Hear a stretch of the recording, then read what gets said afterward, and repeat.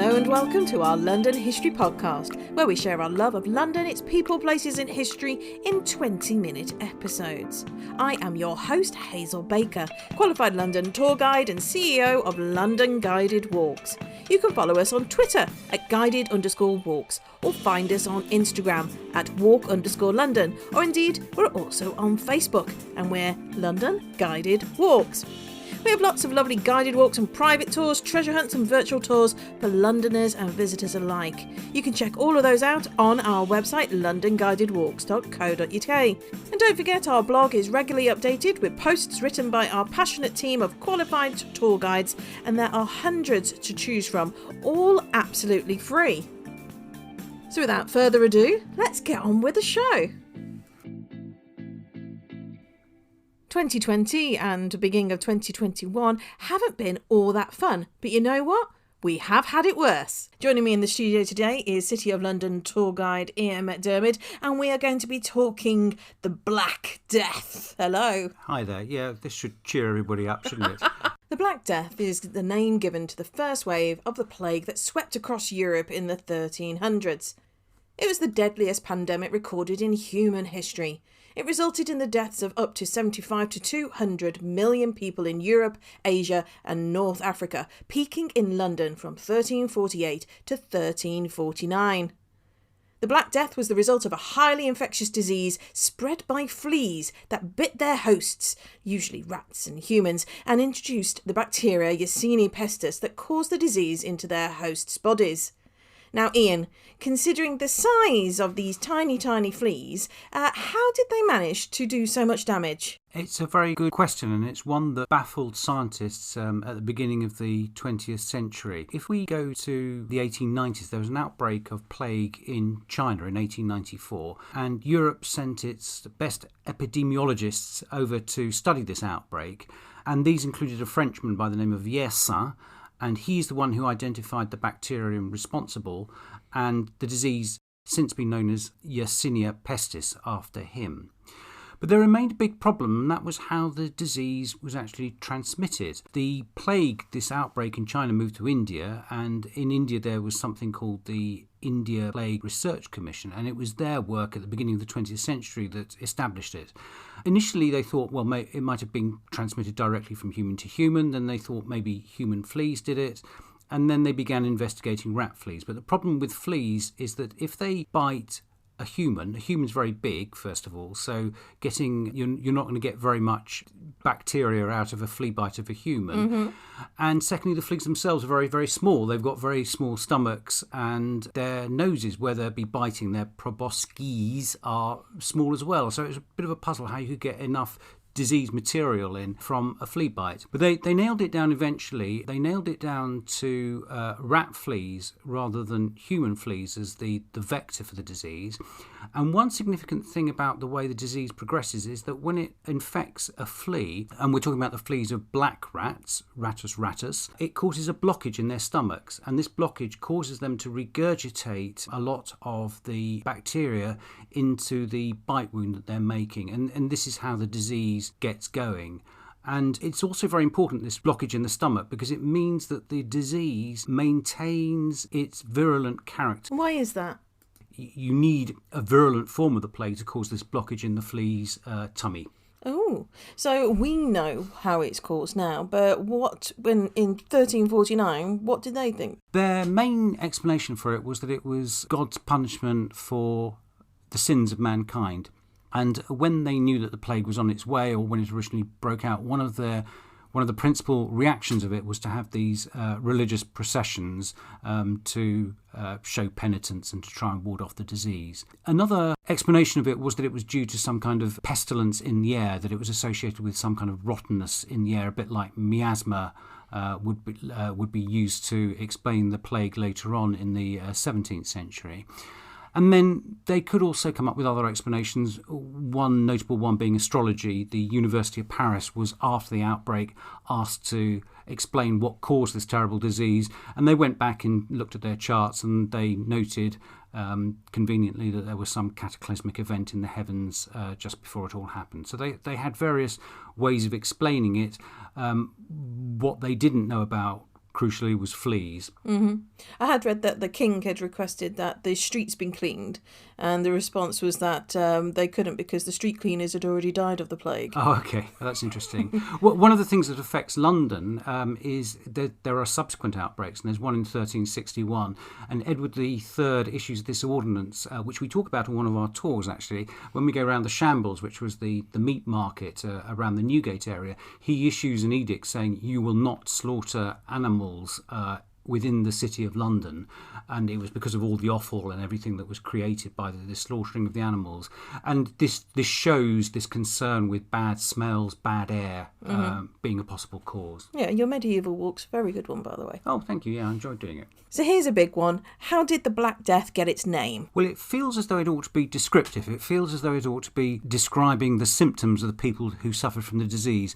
And in a way, unfortunately, the answer is no. Philip Ziegler, who wrote a very good textbook, still a very good textbook in 1969, he offered an explanation for how this name came around. And he says that it's a later invention. Contemporaries didn't use it. And he speculates that it's a mistranslation of the Latin atra mors, and atra can mean black, but it can also mean dreadful. So it was probably just as a description, dreadful death. I think that sounds even better. The dreadful deaths, don't you? Yeah, I agree.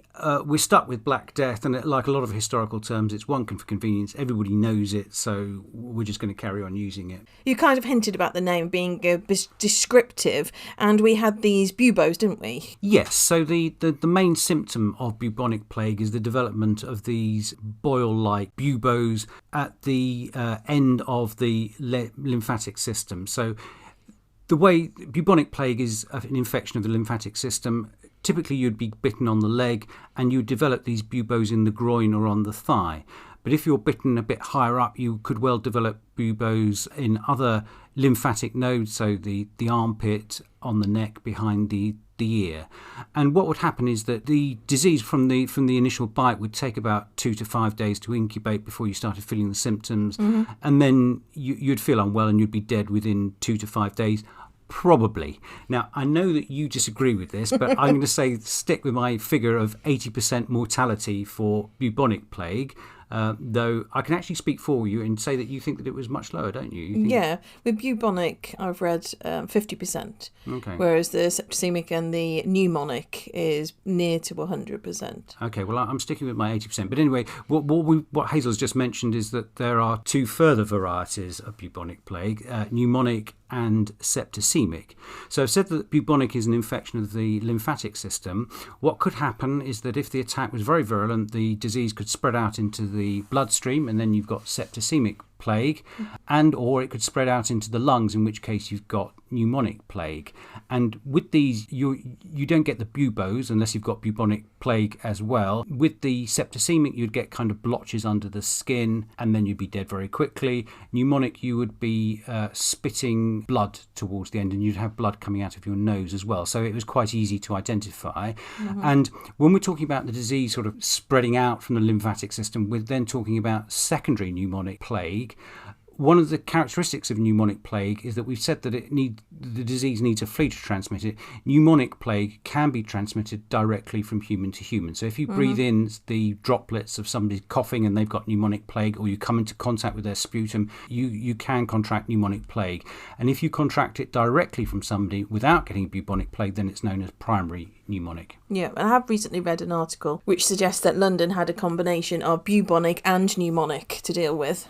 Yeah, my understanding is that there would have been these other varieties, septicaemic and pneumonic, but they would have played a minor role, that the majority of people would be bubonic. But we have to say that there's a huge debate over this. And I mean, it's enormously difficult to use medieval documents. Well, in fact, it's very difficult to use any documents really from before the development of modern medicine and be precise about people's symptoms. So there's a lot of debate about it, and perhaps we should mention, if we haven't done already, but there's an awful lot of debate as to whether it was actually Yersinia pestis. We're running with it as Yersinia pestis, but there's a lot of literature saying that it was actually some other illness that killed everybody off. Yeah, and if you want to read any more about it, we're going to include a lot of the links to our reading for your further reading in the show note. And you can access that by going to londonguidedwalks.co.uk/podcast and clicking on the Black Death link. So Ian, what did the authorities try to do to stop the Black Death? Well, unfortunately, here we're limited by our sources. One of the frustrating things about the Black Death is, as you described it, the biggest disaster in a way to affect Western Europe, but the sources in general are fairly patchy. And for London, we don't really have any ordinances saying the government is saying to people, the government of London is instructing people to do this and do that. We don't have that.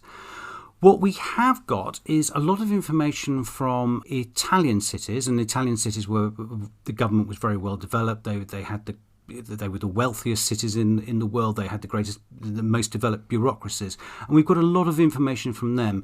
And in the link, we'll include a book edited by Rosemary Horrocks, where she brings a lot of these sources together, and that's one of my favourite books on this subject. And one of the documents that she has in that book is a list of ordinances from Pistoia, and in Pistoia they're doing all the kind of things that you might expect with an outbreak. They're limiting. They're saying you cannot go in out of the city. You cannot come into the city. You cannot trade in second-hand cloth. There are instructions about burials and all the rest of it. And we don't have this in London, but we can infer that the London government was doing something. And we can infer that from the emergency cemeteries that were created. So there were 3 of them. There was one in West Smithfield, one in Clerkenwell, associated with St Paul's, and one to the east, which is known as the East Smithfield Cemetery, also the churchyard of Holy Trinity Priory. The fact that they made these emergency cemeteries indicate that obviously they had a big problem with a very, very large number of deaths. Some of the archaeologists looking at this have also speculated that there's an increased frequency of the use of wooden coffins, and this is something that they are big on in Italy. For example, in Pistoia, they say if you're burying the dead, you must do so in a wooden coffin. So that means expense, but the idea is that if you've got a container around the body, you are in some way trying to contain the disease. So we can look at that, and we can infer that the city authorities were taking action. And one of these emergency cemeteries, that in East Smithfield, they did a big excavation in the 1980s, and you know quite a lot about that. So can I ask you about what they found when they did the dig there? You might be surprised to learn they found bodies. Oh, good. Yeah. To start. A total of 636 individuals. And they were in 2 areas of this emergency cemetery. And they found them both in mass graves and then also individual burials as well, which I was surprised to learn, because I would have thought they would have just been placing them in as quickly as they possibly could, because we hear accounts of 20, 40, 60 bodies being buried any one day. And that's a lot of bodies to bury, isn't it? It is, and I guess that when they've buried them individually, they've got time to do it, and when they're doing a sort of mass burial, it's obviously the cartloads are coming into the cemetery.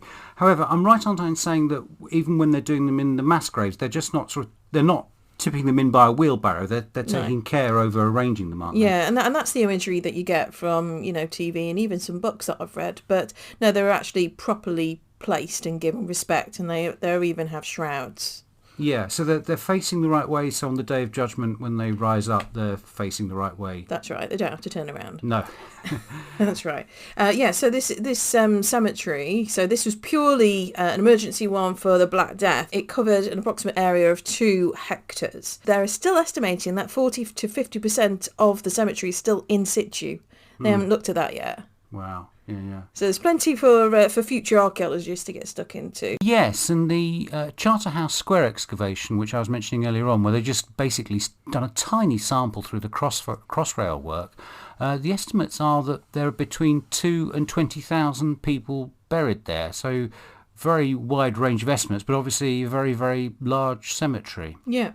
Well, what they found with the demographic profiling of this emergency cemetery, they found that 27.8% of the burials were juveniles. Mm-hmm. And most of those are over 5 years of age. So that leaves the 72.2% being adults. However, the majority of adults there had died before they had reached the age of 35. So this tentatively shows that the way the disease kills people who are, you would assume, being relatively good health. Yes, it's a cross-section of the population. It's not the rich or the poor or good diet or bad diet, even though I have read articles saying that diet did help keep people healthy. but no matter your age, if you were going to get it, you were going to get it. Now, Ian, you mentioned about not having very much information for London specifically, but what sources do we have? Yeah, well, the sources that we have are obviously very helpful. So the things that we've got are a lot of information about wills. So in London there was the Court of Husting, which is the equivalent to the county court,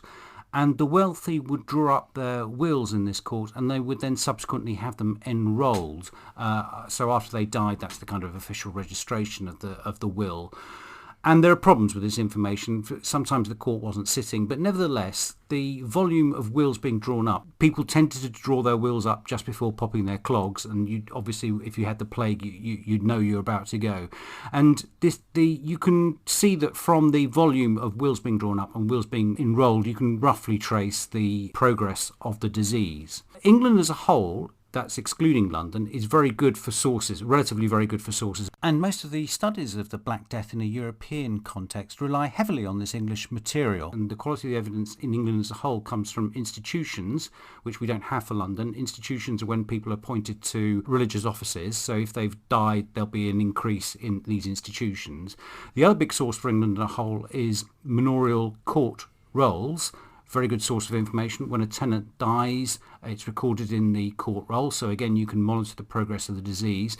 Now, because saying we don't have these institutions, for the manorial court rolls we've got the problem that people in London weren't living in manors. However, there were some manors in the immediate vicinity of London, and in particular there was a very large one at Stepney, which belonged to the Bishop of London, and then again you can use the evidence from that to sort of roughly track the progress of the plague. So I think, as we were saying earlier, again there's debate about all of these things, but it probably gets going September, October 1348, goes through the winter. Big debate whether it slows down in the winter or gradually builds up, and then it reaches a climax in March time, March, April, before dying out in the summer of 1349. So the most of the damage was done by summer 1349, but what were the consequences of this for London and Londoners?